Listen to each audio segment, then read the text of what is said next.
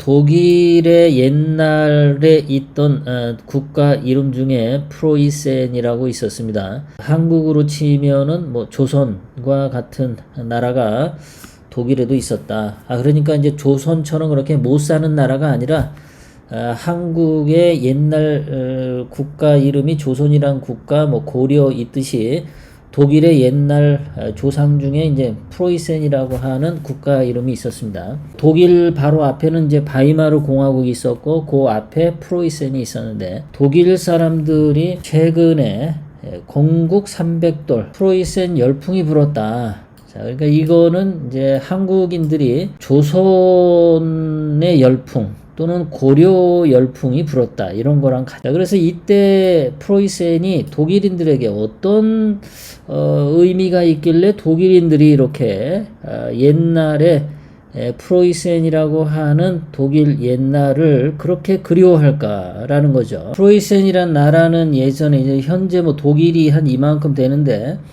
그 독일 뭐 오스트리아 이렇게 프로이센 공화국 또 뭐 오스트리아 뭐 이렇게 나눠져 있었는데, 현재는 이 전체죠, 독일이요. 그런데 예전에 프로이센 공화국이라고 짙은 색깔로 있었는데, 자, 이 부분이 이제 프로이센 공화국이었고, 그 국가의 국장이 독수리 모양의 이렇게 생겼습니다. 그래서 오른쪽은 왕관이 있는데 십자가로 된 왕관이 있고, 그 다음에 또 왼쪽에는 이게 무슨 지휘봉 같은 걸로 되어 있죠. 그 다음에 여기 R자는 이제 프로이센의 PR을 여기다 새겨 넣었고요. 십자가 문양이 이렇게 있습니다. 자, 이런 지역에 있었는데, 프로이센 공화국은 1701년부터 1918년까지 거의 200년을 유지가 되었던 그런 나라였습니다.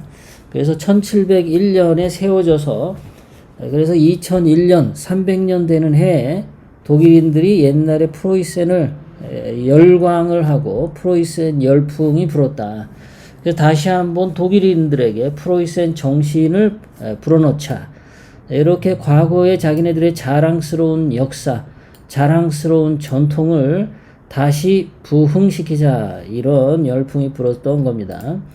자, 이 사람들이 왜 프로이센의 과거에 대해서 이렇게 열광을 하냐면, 그 1701년에 형성된 프로이센 왕국이, 그때 무슨 비렐름 대왕인가 프레드리 대왕인가가 있는데, 그 사람이 굉장히 훌륭했답니다.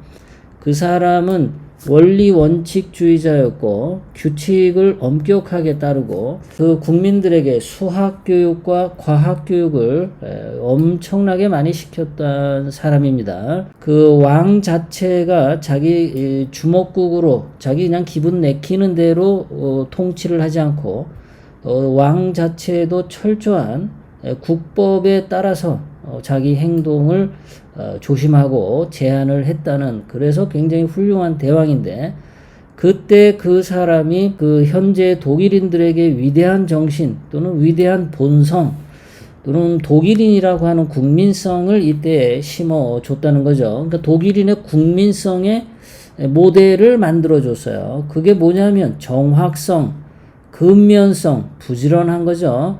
청결, 이런 것들을 줬습니다. 그 다음에 개혁, 민주주의, 이런 것들이 이제 독일인의 민족적 특성이 되었는데, 자, 정확하고 근면하고 청결하게 살다 보니까 나라의 힘이 강해졌고, 그 강한 힘으로 이제 옆에 나라를 침략하게 되는 그런 뭐 군국주의적인 행태도 보였죠. 히틀러의 나치에서 보듯이. 그래서 여기는 또 관용 정신이 있었고, 개혁 능력과 겸손, 이런 좋은 이런 가치들이 있었다는 거예요. 그래서 이제 현재 독일인들은 예전에 프로이센 공화국이 보여준 이렇게 좋은 가치들을 다시 되살려서 독일인들이 좀 더 업그레이드되는 훌륭한 국민으로 다시 거듭나자, 부흥하자, 부활하자, 이렇게 빠져들었던 겁니다. 훌륭한 역사를 갖고 있기 때문에 그렇죠. 그것이 자기네들의 국민적 본성이라고 생각했던 거죠. 자, 그것이 이제 이 사람들이 근면, 정확성, 또 열정, 창의성, 개혁, 관용, 이런 정신들이 기업을 하는데도 나타나죠. 그래서 여러분들이 이제 자녀분들이나 그 손자 손녀분들 키울 때 보면은 그 파버 카스텔이라고 하는 이 색연필이 있죠. 이 회사가 250년 된 기업이라는 거죠. 그러니까 조금 전에 보셨던 프로이센 왕국이 있었을 때 시작된 색연필 회사가, 연필 회사가 프로이센 때 만들어진 회사가 아직도 있더라. 그러니까 조선 시대에 뭐 임진왜란 때쯤 만들어진, 임진왜란보단 좀 뒤겠군요. 임진왜란 좀 뒤에 만들어진 연필 회사가 지금까지 한국에 있는 것과 마찬가지 그런 거예요. 대단한 전통을 갖고 있죠. 뭐 이 연필 회사뿐만이겠습니까?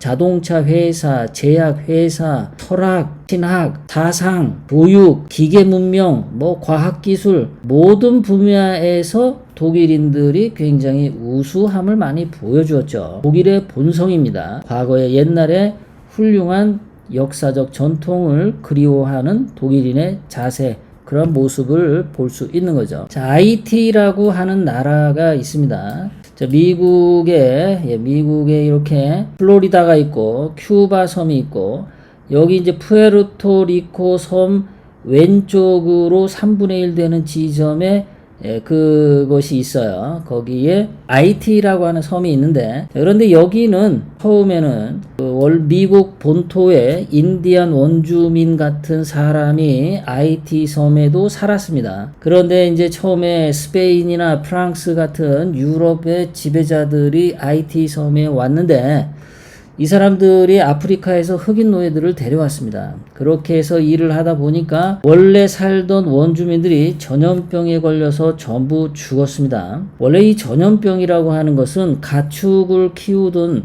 사람들에게는 늘상 따라다니죠. 전염병이.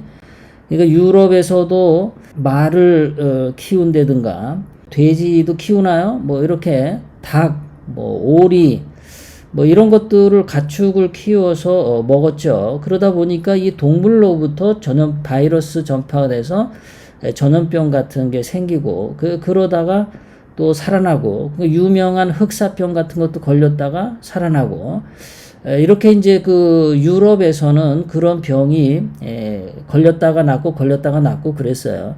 그러니까 유럽에서 저기 이제 몽고, 뭐 러시아, 몽고, 중국, 조선 이런 나라들은 다 땅덩어리가 붙었기 때문에 이 전염병이 다 그 대륙을 통해서 왔다 갔다 하기 때문에 조선 백성들도 예전에 뭐 미국 사람들이 오거나 영국 사람이 오거나 그래도 전염병에 안 걸렸단 말이에요. 그런데 IT 섬이 이렇게 독립적으로 떨어져 있었고 그 섬에 살던 인디안 원주민들이 그 가축을 안 키웠거든요.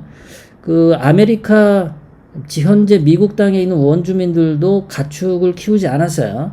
그냥 사냥해서 먹었지. 그러다 보니까 이런 사람들이 전염병에 걸려서 거기다 그냥 멸종 상태가 돼버린 거죠. 뭐 미국 같은 경우는 원주민이 원래 한 5천만 명이 살았었다고 하는데 이제 콜럼버스가 미국 신대륙을 발견한 뒤에 청교도들이 유럽에서 건너오고 계속해서 백인들이 유럽에서 건너오면서 이 전염병이 퍼지면서 그 5천만 명의 인디안 원주민 중에서 거의 뭐 3천만 명, 4천만 명이 전염병으로 죽었다고 하죠. 엄청나게 죽은 거죠. 자, 그래서 다 죽었고, 그래서 결국에 남은 거는 누가 남았냐? IT 땅에 프랑스 식민주의자들과 그 농장에서 일하는 그 아프리카 흑인들, 이 사람들만 생존을 했어요. 그래서 이 IT에는 보면 처음에 스페인이 식민지를 삼았다가 프랑스가 식민지로 거의 한 100년을 했다가 프랑스 식민지로 있었을 때는 굉장히 풍요롭게 잘 살았습니다. 프랑스가 그래도 유럽에서 알아주는 문명 국가지 않습니까? 그러니까 프랑스의 식민 지배를 받던 IT도 프랑스처럼 길거리도 단정되고 청결하고 나름대로 이제 프랑스 같은 그런 풍이 있었어. 100년 동안 그렇게 살았습니다. 그래서 그 프랑스인들이 이제 다 본국으로 돌아갔습니다. 프랑스 대혁명을 통해서 루이 14세가 처형되면서 프랑스의 왕이라고 하는 존재가 사라지게 되었죠. 그러면서 이제 프랑스 식민지가 없어지면 프랑스 군인들이 프랑스 본토로 전부 복귀하고, 이제 아이티에는 흑인들하고 좀 뭐 몇몇의 백인들이 이제 남았단 말이에요. 그 사람들이 그 뒤에 100년 동안 1915년까지 자기네들끼리 100년 동안 살았는데, 예전에 아프리카처럼 아이티가 거지 같은 나라로 다시 바뀌었더라. 프랑스가 100년 동안 지배할 때 좋은 걸 받았었는데, 그 좋은 거를 계승 발전하지 못하고 다 거의 파괴되고 거지처럼 바뀌었어요. 그 너무 살기가 힘들었어. 그래서 1915년에 미국 군대가 가서 미국 군정을 32년 동안 해 줬습니다. 32년 동안. 그럼 미국의 문명을 받아들이면은 굉장히 이 사람들이 또 제대로 멋진 국가를 할 수도 있었는데, 길거리도 깨끗하고 행정도 완벽하고 교육도 훌륭하고 그렇게 미국 군정을 했을 텐데, 또 미국 군인들이 이제 1947년 가고 나자마자 1950년부터 2010년까지, 최근까지 2004년까지요. 1950년부터 2004년이니까 거의 한 60년 동안, 50년, 60년 동안을 맨날 쿠데타가 일어나고, 쿠데타가 일어나고, 쿠데타가 일어나고, 맨날 그 짓거리를 해요. 쿠데타에서 정권 잡으면 독재하고, 독재하고, 계속 독재하는 겁니다. 그러니까 아이티라는 나라가 아주 거지 같은 나라가 되었어요. 저는 이것을 보면서 무엇을 느끼냐면은, 자, 프랑스처럼 훌륭한 국가에 100년 동안 있었고, 미국처럼 훌륭한 국가에 32년 동안 지배를 받았고, 그러면은 배운 게 많았을 텐데, 배운 게 많고 훌륭한 국가가 될 수도 있었을 텐데, 어떻게 옛날에 수백 년 전에 아프리카에서 있었던 그 아프리카 본성이 다시 부활되느냐? 왜 훌륭한 문화를 다, 미국 문화, 프랑스 문화 다 없애버리고 아프리카에 있었던 몇백 년 전의 본성으로 되돌아가느냐라는 거죠. 부족 국가처럼 맨날 쿠데타에서 죽이고 독재하고 또 쿠데타 당하고, 왜 이렇게 사냐에, 왜 이렇게 거지같이. 이거는 미국한테 좋은 것을 보고 배우려고 하지 않는 거지 근성 때문이다. IT 사람들의 피 속에는 유전적으로 훌륭한 것을 보고서 배우고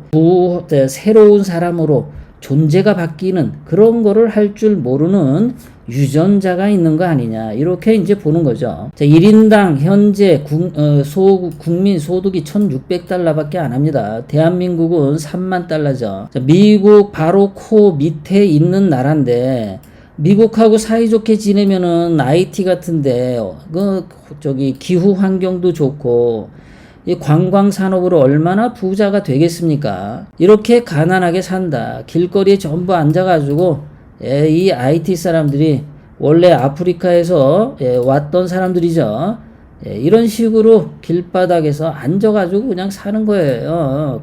거지같이. 저 사람들도 뭐 거지같이 살고 싶어서 살겠습니까?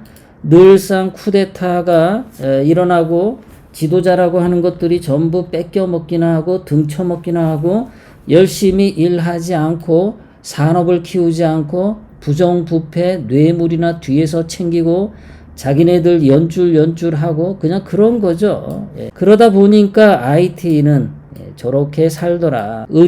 프랑스와 또는 미국과 같은 그런 아주 귀중한 기회를 잡았음에도 불구하고 원래대로 돌아가더라.